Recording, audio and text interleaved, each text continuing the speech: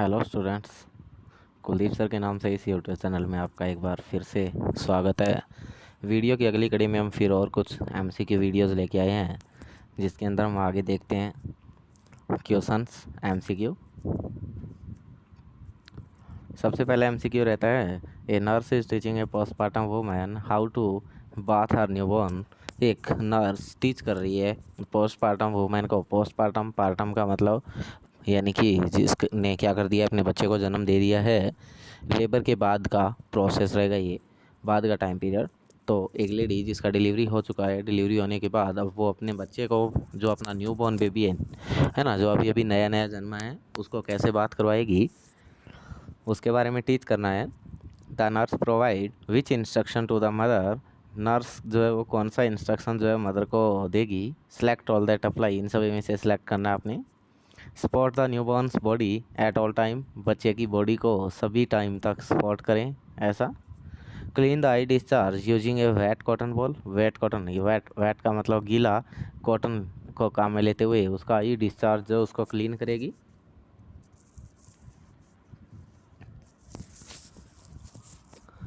इसके अलावा fill the bathtub with no more than 10 inch of water. जो bathtub है जिसके अंदर बच्चे को नहलाएगी, उस टब को उसने क्या नहीं करना है, 10 इंच से ज़्यादा पानी से नहीं भरना है। Clean the eye moving from the outer canthus to inner canthus. Eyes को क्लीन करें कहाँ से, मूव करते हुए आउटर कैंथस से इनर कैंथस।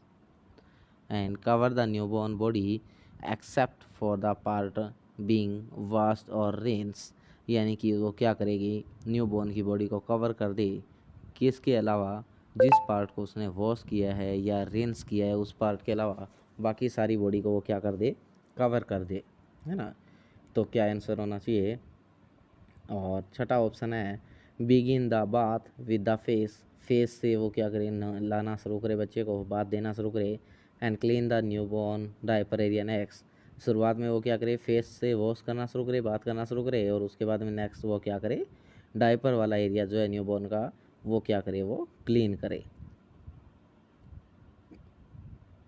तो क्या करना है उसने, बच्चे की बॉडी को कंप्लीट टाइम तक क्या करके रखना है, स्पॉट करके रखना है।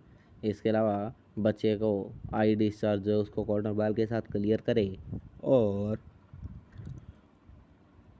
न्यू बॉर्न की बॉडी को क्या करके रखे, वो साथ साथ कवर करके रखे। जब वो उसको क्या कर रही है, नहला रही है और या वॉश कर रही है, रिंस कर रही है, उस कंडीशन में सिर्फ वही एरिया खुला रखे जो वॉश करना है या रिंस करना है ना।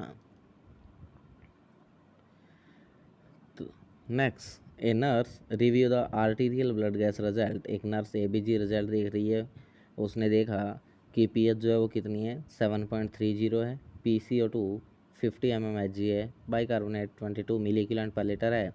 नर्स कौन सी कंडीशन जो है वो इस टाइम एनालाइज करेगी। तो हमें पता है कि पीएच जब कम होता है तो बॉडी में एसिडोसिस होता है, और पीएच जब बढ़ता है तो बॉडी में क्या होता है, एल्केलोसिस की कंडीशन देखने को मिलती है। तो यहाँ हमारा जो बॉडी का नॉर्मल पीएच जो होता है, बॉडी का जो नॉर्मल पीएच जो होता है वो होता है 7.35 टू 7.45। हमारी बॉडी का नॉर्मल पीएच जो होता है वो 7.35 टू 7.45 तक होता है। अब यहाँ क्या हो रही है, पीएच जो है वो 7.35 से कम है, और कितना आ रहा है, 7.30। यानी कि बॉडी में क्या हो रहा है, एसिडोसिस हो रहा है। जब बॉडी में एसिडोसिस की कंडीशन बनती है तो बाइकार्बोनेट कम होता है, और कार्बन डाइऑक्साइड का लेवल जो है वो क्या होता है, हमेशा ही बढ़ता है। और यही कंडीशन यहाँ हो रही है, बाइकार्बोनेट का लेवल जो है वो डिक्रीज़ की तरफ आ रहा है। नॉर्मल बाइकार्बोनेट जो है कितना होता है, 22 से 27 मिली इक्विवेलेंट पर लीटर, और कार्बन डाइऑक्साइड जो है वो 35 से 45 mmHg होता है। तो दोनों कंडीशन बनी हुई है। तो यहाँ पूछा गया है कि क्या होगा, metabolic acidosis compensated, meta respiratory alkalosis compensated, metabolic alkalosis uncompensated, respiratory acidosis uncompensated. तो क्या होना चाहिए यहाँ पे, तो प्रॉब्लम किसका हो रहा है, एसिडोसिस का हो रहा है, और एसिडोसिस का हो रहा है इसलिए यहाँ पे एल्किलोसिस वाली बात तो होगी नहीं। तो यहाँ से दो ऑप्शन बाहर निकले हुए हैं, दो पे हमने बात करनी है। और दो पे अगर देखें तो पीएच कम है, पीएच कम होने पे क्या हो रहा है, हमारा कार्बन डाइऑक्साइड बढ़ रहा है ना, और बाइकार्बोनेट हमारा क्या हो रहा है, कम हो रहा है। तो यहाँ क्या हो जाएगा आपका, रेस्पिरेटरी एसिडोसिस, क्या हो जाएगा, रेस्पिरेटरी एसिडोसिस। नेक्स्ट एक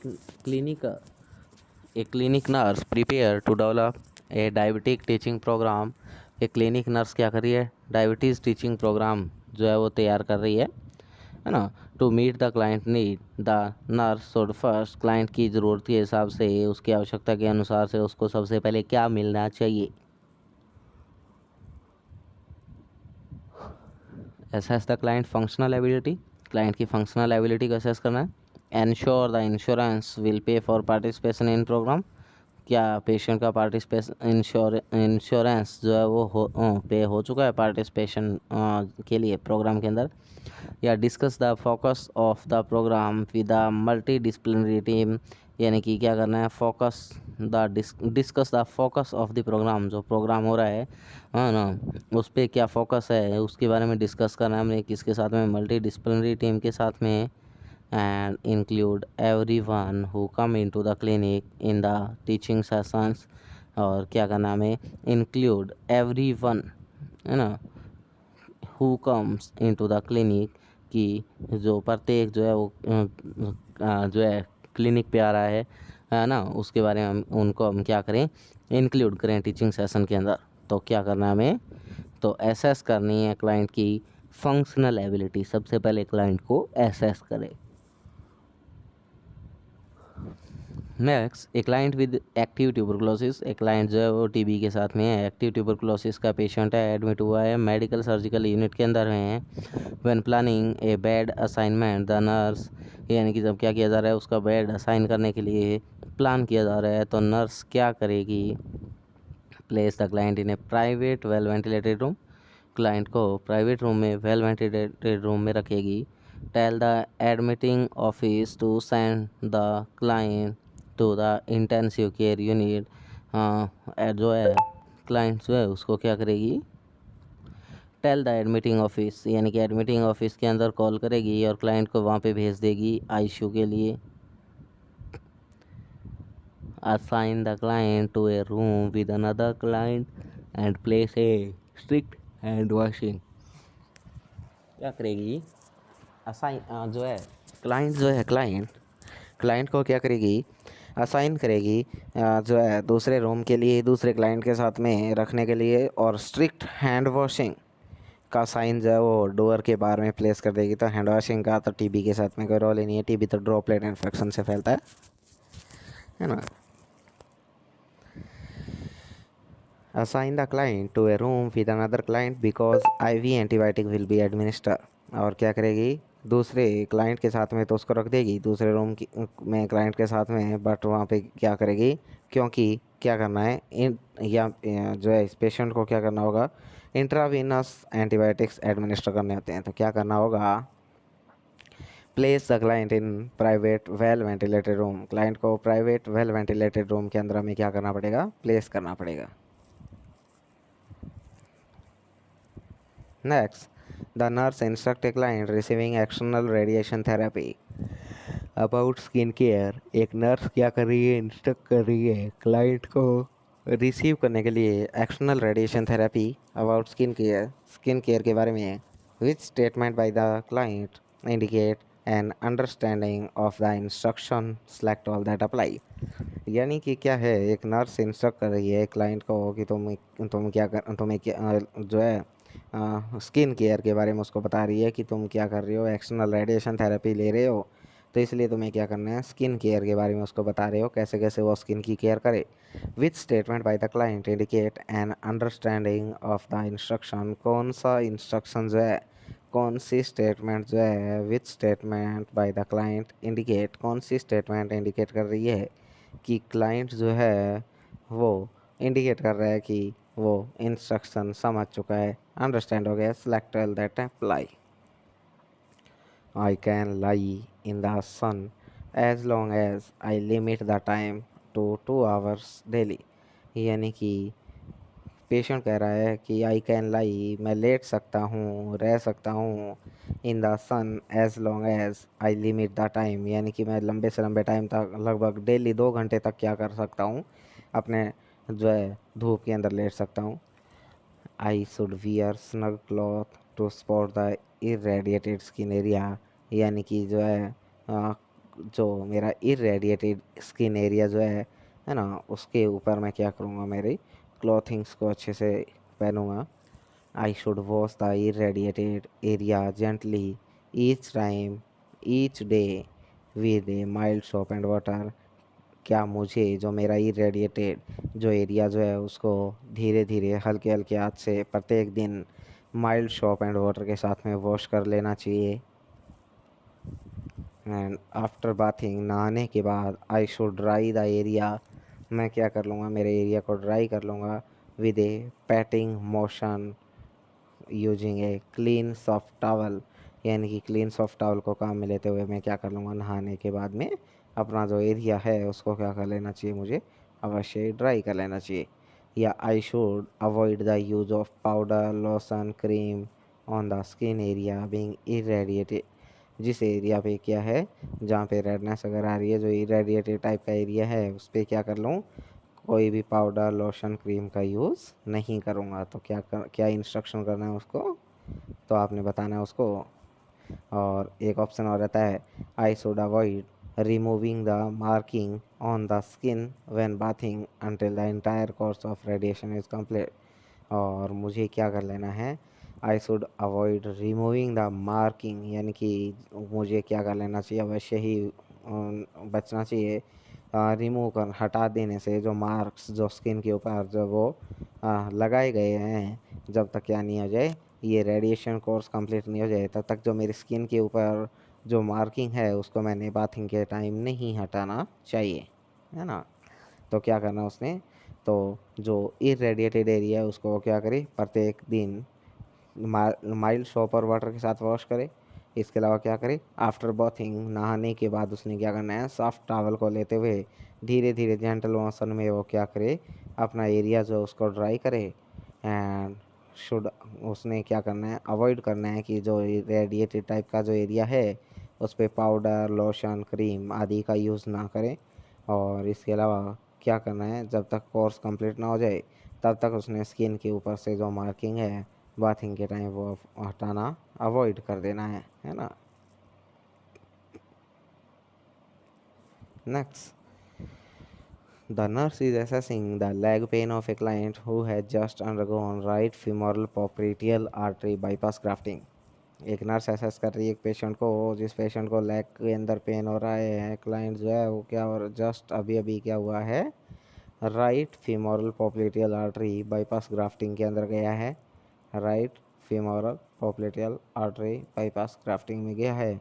विच question would be most useful, कौन सा क्वेश्चन जो है वो मोस्ट यूजफुल है in determining whether the client is experiencing graft occlusion, कौन सा क्वेश्चन जो है वो मोस्ट यूजफुल रहेगा डिटरमाइन करने के लिए क्लाइंट ग्राफ्ट अक्लूजन एक्सपीरियंस कर रहा है ना, ऐसा पता लगाने के लिए।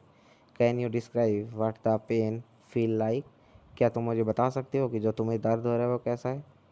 Can you rate the pain on a scale of 1 to 0, क्या तुम 1 से 10 तक की जो स्केल होती है पेन की उस पर मुझे बता सकते हो कि कितने नंबर का दर्द है तुम्हें। Did you get any relief from last dose of pain medication, क्या तुम्हें जब लास्ट टाइम पेन की दवा दी गई थी उससे कुछ आराम मिला है। Can you compare this pain to the pain you felt before surgery, क्या तुम इस दर्द को किसी दूसरे दर्द से कंपेयर कर सकते हो कि ऐसा दर्द तुमने जो सर्जरी से पहले महसूस किया हो, है ना, ऐसी बातें हो उससे आप पूछ रहे हो। तो क्या पूछोगे उसको, कैसे पता लगाएंगे आप, है ना, कैसे आइडिया लगाया जा सकता है, तो आप बोलेंगे कैन यू कंपेयर, क्या तुम कंपेयर करके बता सकते हो कि ऐसा पेन तुम्हें सर्जरी से पहले कोई क्या हुआ था, है ना। Next, a client will undergo a barium swallow, एक क्लाइंट जो है वो किसके अंदर गया है, एक प्रोसीजर के अंदर गया है जिसमें क्या किया गया है, पेशेंट को आपने बैरियम स्वेलो करवाया है, क्या करवाया है, पेशेंट को बैरियम स्वेलो करवाया गया है। And the nurse provide pre procedure instruction to the client, और नर्स क्या कर रही है, प्री प्रोसीजर इंस्ट्रक्शन दे रही है क्लाइंट को। The nurse instruct the client to, nurse client को क्या इंस्ट्रक्ट करेगी, a client will undergo a barium swallow and the nurse provide pre-procedure instruction to the client the nurse instruct the client to, क्या instruct करेगी, avoid eating और drinking after midnight before the test, है ना, avoid eating और drinking after midnight before the test, कि तुम्हें क्या करना है रात को, है ना, रात के 12 बजे के बाद में टेस्ट से पहले क्या नहीं करना है, कुछ भी खाना पीना नहीं है। Limit self to only 2 cigarette on the morning of the test, जब टेस्ट जो मॉर्निंग में टेस्ट करेंगे उससे पहले तुम्हें क्या करना है, जो मॉर्निंग में टेस्ट होगा तो तुम्हें खुद को सिर्फ 2 सिगरेट पे लिमिट करके रखना है, उससे ज़्यादा नहीं पीना है। Have a clear liquid breakfast, तुम अगर मॉर्निंग में ब्रेकफास्ट करोगे तो तुम्हें बिल्कुल क्लियर ब्रेकफास्ट करना है ना, जिस मॉर्निंग टेस्ट होना है। और take all routine medication with a glass of water on the morning of the test, और क्या करना है तुम्हें, टेक ऑल रूटीन मेडिकेशन, सारी की सारी रूटीनली मेडिकेशन जो है वो with a glass of water on the morning of the test, है ना, glass of water on the morning of the test, जिस मॉर्निंग तुम्हारा टेस्ट होना है उस मॉर्निंग तुम्हें क्या करनी है, रूटीन मेडिकेशन ग्लास पानी के साथ में, थोड़े से पानी के साथ में ले लेनी है ना। तो क्या इंस्ट्रक्ट करोगे, तो आपने बोलना है उस पेशेंट को कि टेस्ट से पहले तुम्हें क्या करना है, अवॉइड ईटिंग और drinking after midnight before the test, test के पहले ना, मिडनाइट से तुम्हें खाना पीना सब कुछ बंद कर देना। A nurse is planning the client assignment for the day and has a licensed practical nurse and a nursing assistant on the nursing team. Which client would be most appropriately assigned to the LPN? क्या है कि एक nurse plan कर रही है client के लिए, जिसके लिए असाइनमेंट बनाया गया है, किसके ऊपर, on the day of A has a,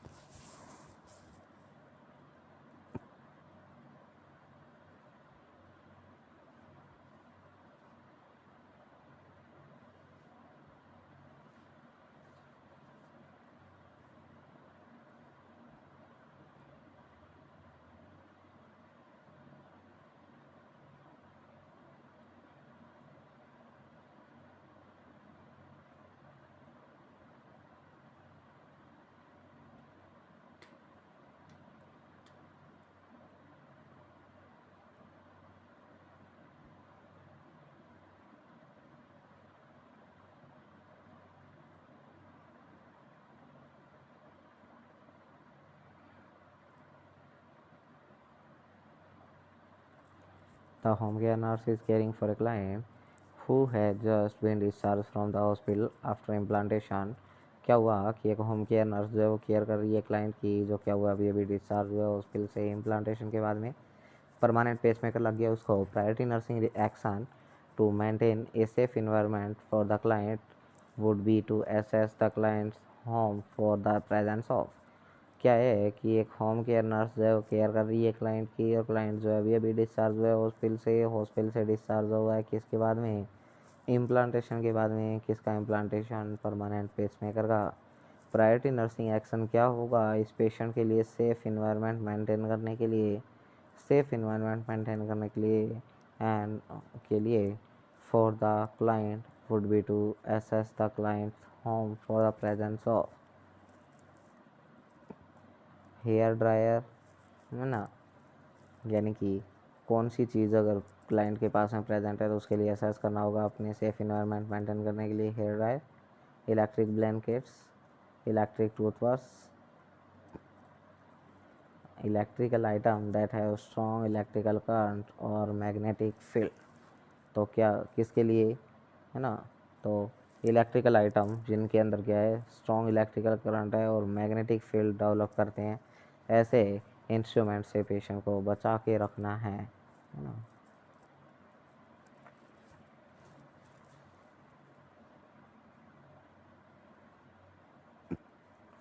Next, a nurse is preparing to administer atenolol to a client. Client को एटिनोलॉल मेडिसिन के एडमिनिस्टर के लिए प्रिपेयर किया जा रहा है।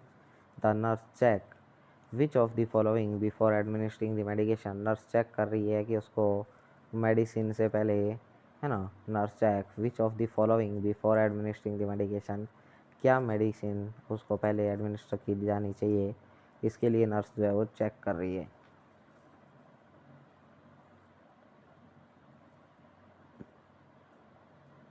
तो टेम्परेचर चेक करना चाहिए पहले, ब्लड प्रेशर चेक करना चाहिए, पोटेशियम लेवल चेक करना चाहिए, या ब्लड ग्लूकोज लेवल चेक करना चाहिए। क्या चेक करोगे?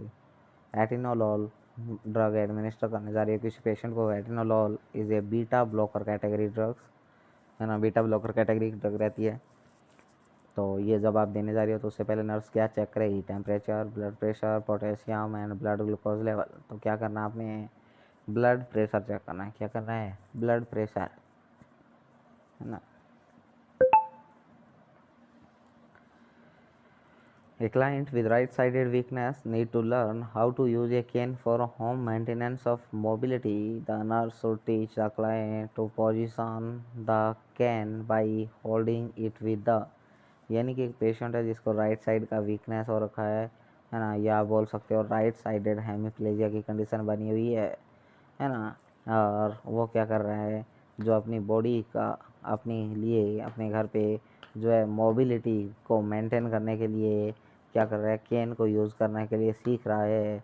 नर्स कैसे टीच करेगी उसको, कैसी पोजीशन बताएगी कि वो केन को कैसे होल्ड कर ले। Left hand and 6 inch lateral to the left foot. क्या करना, उसने लेफ्ट हैंड के अंदर पकड़ेगा और 6 इंच लेटरल होगा लेफ्ट फुट से। राइट हैंड में पकड़े और 6 इंच लेटरल हो राइट फुट से। Left hand and placing the can in front of left foot. Left hand में पकड़ के लेफ्ट हैंड के बिल्कुल फुट के बिल्कुल सामने की तरफ। And right hand and placing the can in front of the right foot. तो क्या होगा answer?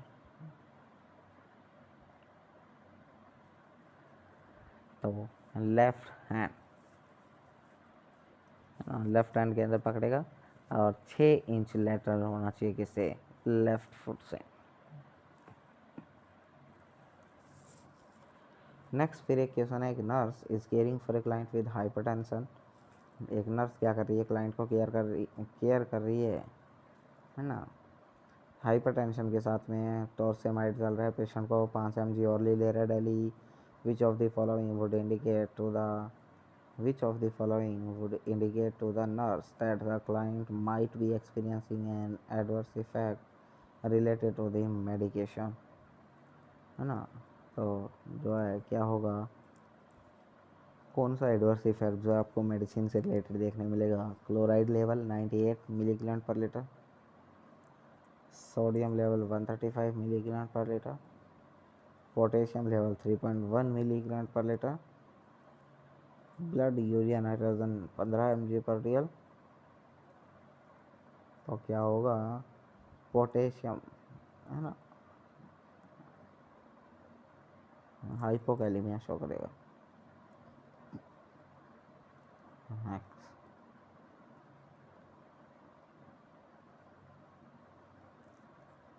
the nurse is caring for a client scheduled to undergo a renal biopsy। client renal biopsy condition में नीचे की तरफ गया है। To minimize the risk of post procedure complication, यानी कि पोस्ट प्रोसीजरल कॉम्प्लिकेशन ना हो जाए, उन रिस्क को मिनिमाइज करने के लिए nurse should report which of the following laboratory result, कौन सा लैब रिजल्ट जो है वो क्लाइंट का नर्स जो है वो रिपोर्ट करेगी फिजिशियन को प्रोसीजर से पहले। पोटेशियम 3.8, पोटेशियम 3.8 मिलीग्राम पर लीटर है। सीरम क्रिएटिनिन 1.2 है। प्रोथ्रोम्बिन टाइम 15 सेकंड का है।